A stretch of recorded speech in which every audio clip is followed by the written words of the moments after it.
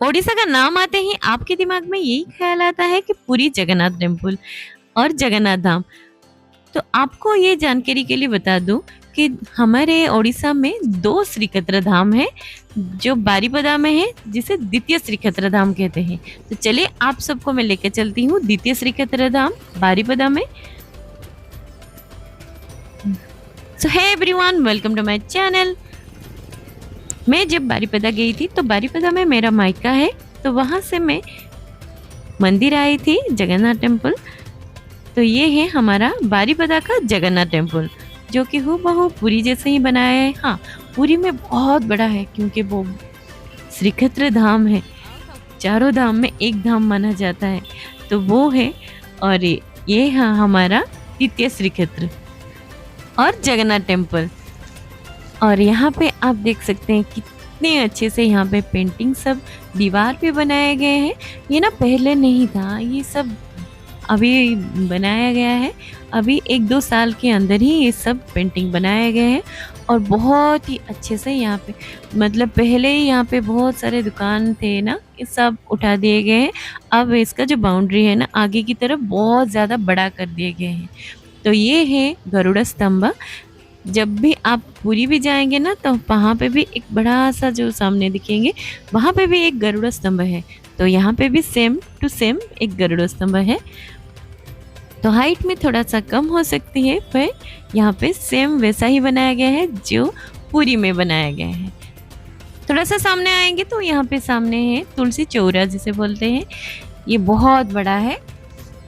तो उस टाइम पे ना वो हमारे यहाँ संक्रांति चल रहा था, तो इसलिए वो एक छोटी सी मटकी लगाई जाती है और उसके बाद यहाँ पे पूजा करके फिर अंदर जाते हैं सभी। तो ये देखिए बाहर से हमारा जो जगन्नाथ मंदिर इस तरह सा ही दिखता है। और यहाँ पे बहुत स्पेसियस बना गया है, मतलब पहले यहाँ पे दुकान थे तो सबको उठा के यहाँ पे बहुत जगह बना दिए गए हैं। जब यहाँ पे कोई भी फंक्शन होता है, बहुत बड़ा फेस्टिवल, पूर्णिमा संक्रांति होता है ना, तो यहाँ पे बिठा के प्रसाद दिया जाता है। तो ये है हनुमान जी। जब आप मंदिर के अंदर जाएंगे तो दोनों तरफ भगवान दिखेंगे आपको। तो पहला जो है भगवान हनुमान जी है। तो यहाँ जब भी कोई आते हैं ना तो ये हनुमान जी से सिंदूर लेके फिर माथे पे लगाते हैं। और दूसरे साइड पे अब अगर आते हैं तो यहाँ पे भी ऋषि भगवान है। तो इसके ऊपर देखेंगे माता लक्ष्मी का भी छोटा सा कम बनाया गया है प्रतिमा। तो जैसे पूरी श्रीक्षेत्र में बनाया गया है डिटो उसी तरह से ही बनाया गया है। अब अंदर इस तरफ से ये है मेन एंट्रेंस, तो यहाँ से अंदर होके आपको जाना है। तो अंदर ना मोबाइल अलाउ नहीं था, तो मैंने सिर्फ बाहर से ही वीडियो लिए हैं। और दोनों साइड में बड़े जो सिंह आपको दिखाई देंगे, ये द्वार रक्षक है। और अब अगर मंदिर के लेफ्ट साइड में आएंगे ना तो यहाँ पे वासुदेव भगवान है। यहाँ पे माथा टेक के फिर थोड़ा सा हम आगे आते हैं तो यहाँ पे भी माँ तुलसी माता है। यहाँ पे भी पूजा करते हैं सब लोग आके। और चारों तरफ ना इस तरह से पौधे लगाए गए हैं, जो कि आपको यहाँ पे आने के बाद ना बहुत ही अच्छा फील होगा। और ये देखिए कितना बड़ा यहाँ पे बरगद का पेड़ है, ये बहुत साल पुराना है। और इसके जस्ट बगल में लग के एक मंदिर है जिसे बटेश्वर मंदिर कहा जाता है। मतलब बट वृक्ष है, उसके ही साइड में ये बट वृक्ष के का मंदिर है। तो बटेश्वर महादेव भी इसको कहा जाता है। तो भगवान शिव जी ऐसे हैं, जहाँ पे भी जाते हैं उसी नाम से ही प्रसिद्ध हो जाते हैं।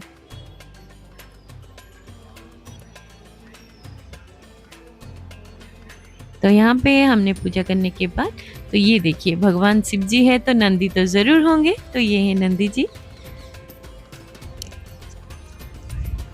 और बारीपदा जो भी कोई आते हैं ना तो जगन्नाथ मंदिर हर कोई आके फिर जाते हैं घर।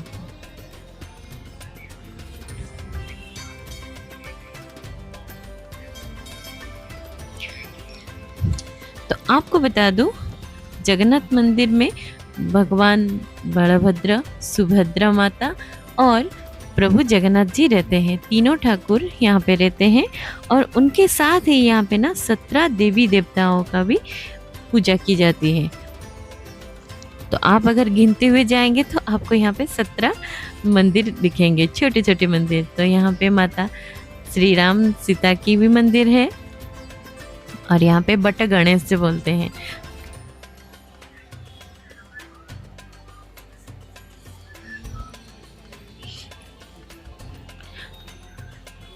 और यहाँ पे कृष्ण जी हैं।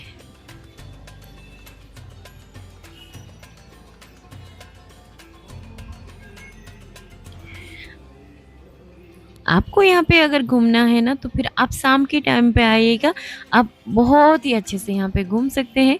और स्पेशली अगर आपको आना है ना तो रथ यात्रा के टाइम पे आइएगा ना, आराम से घूम के फिर यहाँ पे भोग लगा के भी जा सकते हैं।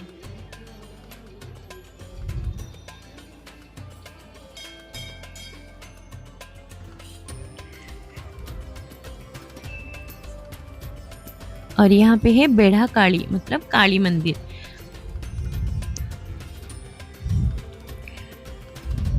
तो इस मंदिर को भी ना श्री हरि बलदेव जी मंदिर भी कहा जाता है। और मैंने एंट्रेंस करते वक्त आपको सामने की तरफ गेट दिखाए थे ना, ये एक साइड से भी एक गेट है जो कि लेफ्ट साइड में है। जब ज़्यादा भीड़ लगती है तो यहाँ से भी लोग उतरते हैं, अंदर भी जाते हैं। और चलिए मैं आपको आगे भी दिखाती हूँ। तो चारों तरफ पेड़ पौधे भी लगाए गए हैं ना, बहुत ही अच्छा सुकून फील होता है। और यहाँ पे है हर गौरी मंदिर और यहाँ पे भी आके लोग पूजा करके जाते हैं। जितने भी मंदिर देवी देवताओं का मंदिर है ना, उतना यहाँ पे सुबह को पूजा की जाती है। सुबह शाम 2 टाइम पूजा की जाती है। और स्पेशली ओकेजन पे जब उनका पूजा रहता है ना, तब भी पूजा किया जाता है यहाँ पे। तो ये कहा जाता है कि भगवान श्री जगन्नाथ महाप्रभु ने मयूरभंज के तत्कालीन जो राजा थे, जो वैद्यनाथ भंज को स्वप्न में आके यहाँ पे मंदिर बनाने को आज्ञा दिए थे। तो इसलिए 1575 साल में यहाँ पे मंदिर निर्माण का कार्य किया गया था। तो जगन्नाथ मंदिर की हाइट है 84 फीट और 6 इंच। और यहाँ पे है रसाई साड़ा, मतलब यहाँ पे सारे प्रसाद बनते हैं और स्पेशली ओकेजन पे यहाँ पे बहुत सारे प्रसाद बनते हैं।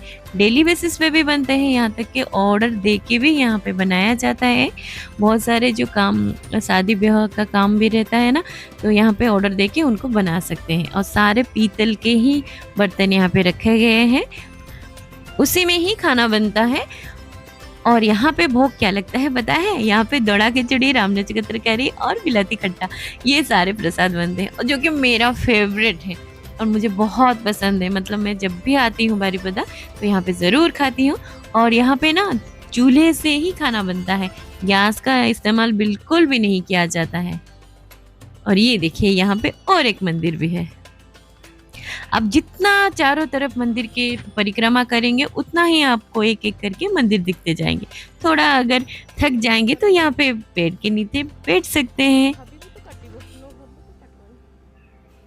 और हम जब रथ यात्रा के टाइम में आते हैं ना, पूरा मंदिर का परिक्रमा करते हैं, घूमते रहते हैं और बहुत मज़ा आता है। पहले हम क्या करते हैं, हमारे नानी और माँ मौसी सबके साथ आते थे। और मतलब हमारा जगन्नाथ मंदिर मतलब हमारे घर जैसा ही है, हम हर बार चले आते हैं। और यहाँ पे आप देखेंगे माता लक्ष्मी का मंदिर है। तो अंदर भी फोन अलाउड नहीं था, तो ये है लक्ष्मी नारायण का मंदिर और अंदर है माता लक्ष्मी का मंदिर। तो स्पेशली यहाँ पे मंदिर के अंदर फोन अलाउड नहीं है, तो मैंने सिर्फ बाहर से ही फोन रिकॉर्डिंग की थी।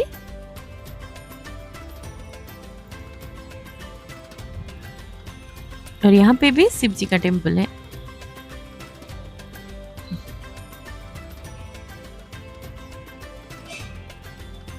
आप गिनते जाएंगे बहुत सारे मंदिर आपको।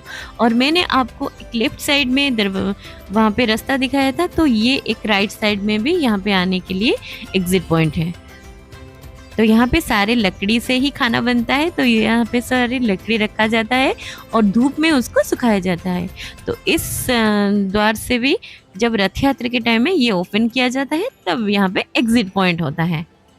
मतलब आप यहाँ पे मंदिर परिक्रमा करके घूम के फिर बाहर जा सकते हैं।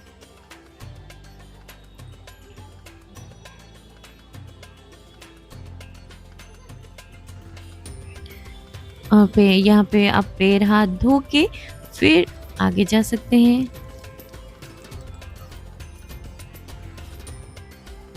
तो हम दिन में गए थे, सुबह के टाइम में, और अब देख सकते हैं धूप कितना ज़्यादा था। और ये बहुत पुराना कुआं है। कुएं पे पहले यहाँ पे पानी लिया जाता था, पर अभी ये बंद है, तो इसलिए सारे पेड़ पौधे यहाँ पे अंदर से उग गए हैं। और ये जो स्पेस है ना, यहाँ से थोड़ा सा अगर आप मैं ऊपर भी दिखाती हूँ,